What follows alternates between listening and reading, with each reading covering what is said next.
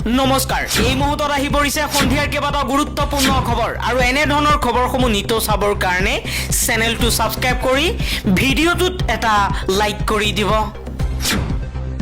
এই মুহূৰ্তত জনাই আছো এটা অতি দুখৰ খবৰ জাতিৰ নয়নৰ মণি জুবিন গাৰ্গ আৰু আমাৰ মাজত নাই আমাৰ মাজৰ পৰা চিৰ বিদায় লৈছে জুবিন গাৰ্গে সিংগাপুৰত দুৰ্ঘটনাই কাঢ়িনিছে আমাৰ অসমৰ সম্পদ মৰমৰ জুবিন গাৰ্গক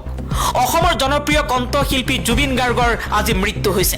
সিংগাপুৰত স্কুবা ডাইভিং কৰি থকা অৱস্থাত অসুস্থ হৈ পৰিছিল জুবিন গাৰ্গ চিকিৎসালয়লৈ নিয়া হৈছিল যদিও বচাব পৰা নগল জুবিন গাৰ্গক স্কুবা ডাইভিং কৰিবলৈ গৈ সাগৰত পৰিছিল জুবিন গাৰ্গ আসাম এছ'চিয়েশ্যনৰ এটা দলৰ সৈতে স্কুবা ডাইভিঙলৈ গৈছিল জুবিন গাৰ্গ সিংগাপুৰলৈ নৰ্থ ইষ্ট ফেষ্টিভেলত অংশগ্ৰহণৰ বাবে গৈছিল জুবিন গাৰ্গ কিন্তু অসমলৈ ঘূৰি নাহিল সিংগাপুৰত সাগৰৰ পাৰত ইয়াই আছিল জুবিন গাৰ্গৰ শেষৰটো ফটো সাগৰে কাঢ়ি নিলে আমাৰ জুবিন গাৰ্গক সাগৰৰ তলিৰ পৰা এনেকৈ দাঙি অনা হৈছিল জুবিন গাৰ্গক ৰহস্যৰ মাজলৈ জুবিন গাৰ্গৰ মৃত্যু সোশ্যাল মিডিয়াত যুৱ প্ৰজন্মই বিচাৰিছে উচিত তদন্ত নৰ্থ ইষ্ট ফেষ্টিভেলৰ উদ্যোক্তাসকলক প্ৰশ্ন কৰিছে যুৱ প্ৰজন্মই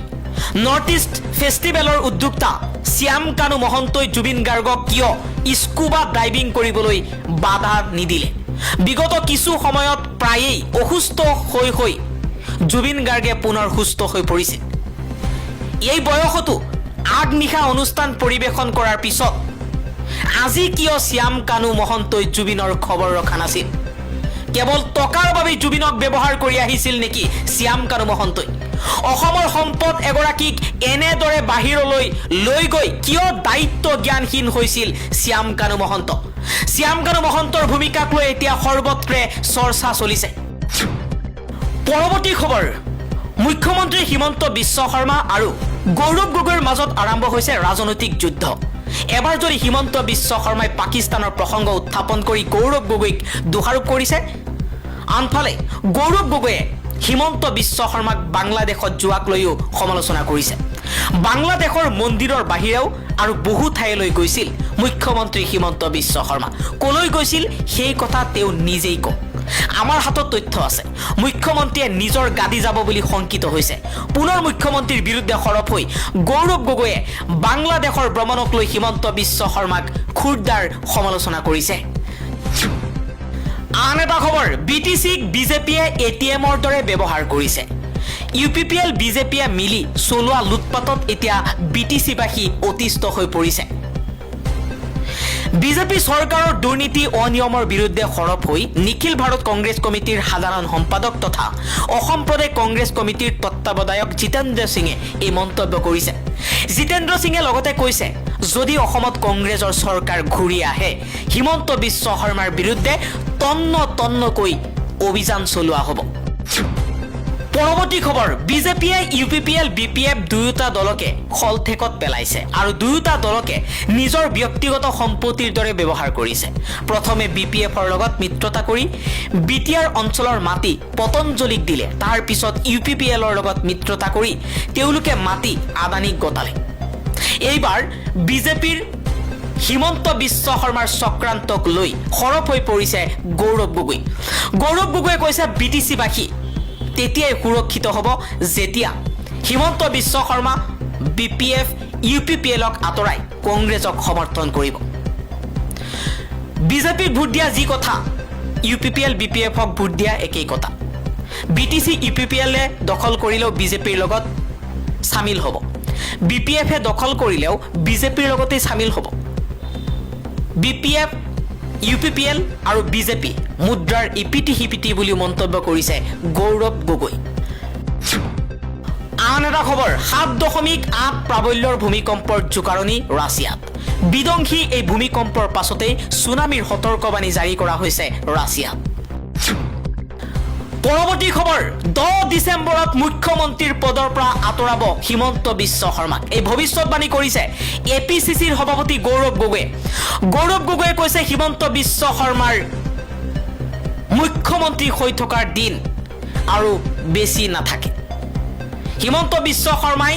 10 ডিচেম্বৰত নিজৰ গাদীৰ পৰা আঁতৰি আহিব লাগিব কেন্দ্ৰীয় নেতৃত্বই হিমন্ত বিশ্ব শৰ্মাক 10 ডিচেম্বৰত মুখ্যমন্ত্ৰীৰ পৰা আঁতৰাব। এই ভৱিষ্যতবাণী কৰিছে APCCৰ সভাপতি গৌৰৱ গগৈয়ে।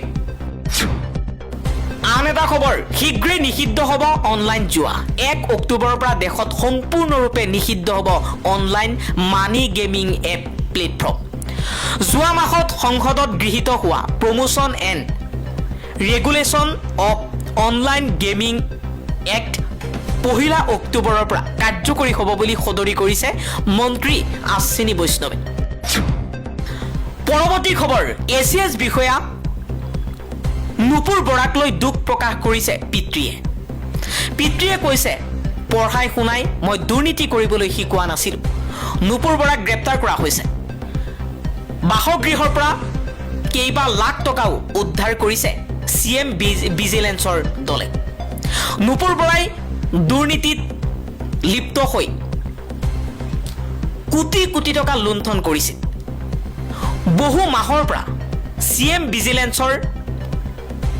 আওতাত আছিল নুপুৰ বৰা। নুপুৰ বৰাৰ পিতৃয়ে কৈছে যে নুপুৰ বৰাক ভাল শিক্ষিত মানুহ কৰি সমাজৰ বাবে কাম কৰিবলৈ পঠিয়াইছিলোঁ, কিন্তু যি কাম কৰিলে সেয়া সমাজৰ আগত লজ্জানত কৰিলে আমাক। গতিকে CM ভিজিলেন্সৰ দলে যি তদন্তই নকৰক কিয়, ভালকৈ কৰক আৰু দোষী সাব্যস্ত হ'লে কঠোৰ ব্যৱস্থা গ্ৰহণ কৰক বুলি মন্তব্য কৰিছে নুপুৰ বৰাৰ পিতৃয়ে।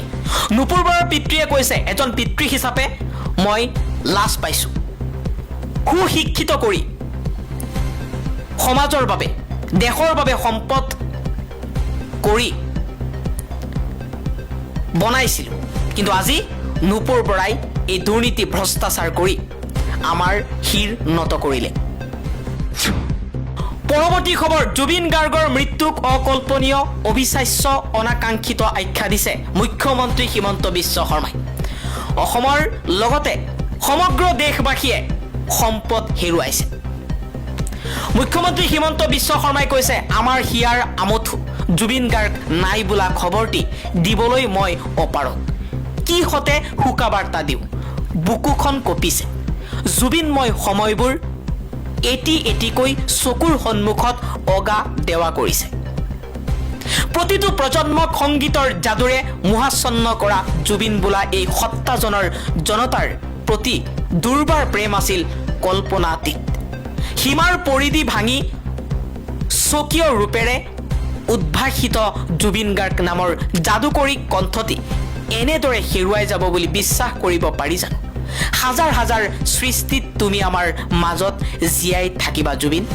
য'তেই থাকা কুশলে থাকিবা জুবিন। এইদৰে দুখ প্ৰকাশ কৰিছে মুখ্যমন্ত্ৰী হিমন্ত বিশ্ব শৰ্মাই।